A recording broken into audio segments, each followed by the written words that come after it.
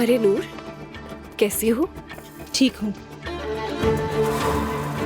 नूर, तुमने ऐसा करके अपना नंबर आगे कर लिया है। बहुत जल्द इस घर से निकालूंगी तुम्हें।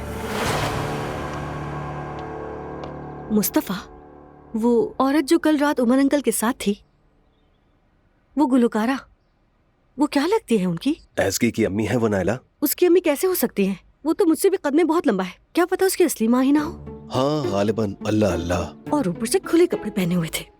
तौबा अस्तगफिरुल्लाह नायला, सुबह सुबह गुनाह में मत डालो मुझे। अच्छा तो मुस्तफा, तुम मुझे ये बताओ कि जैनब साहिबा के साथ जो आदमी आया था वो कौन था?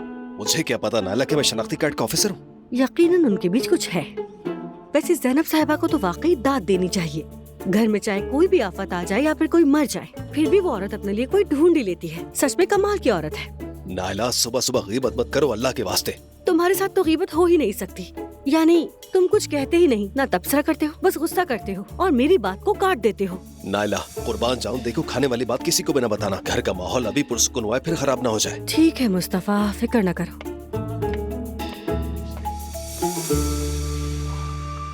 उस पब्लिशिंग हाउस में आखिर हो क्या रहा है?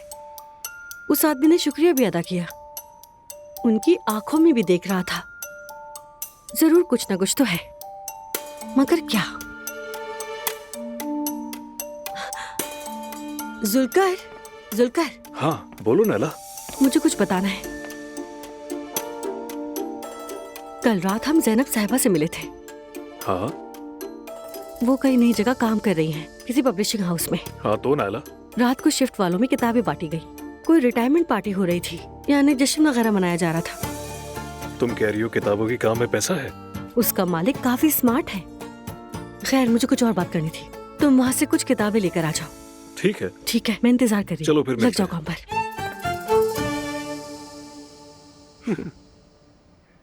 कल रात बहुत मजा आया है ना बाबा, क्या कहते हैं?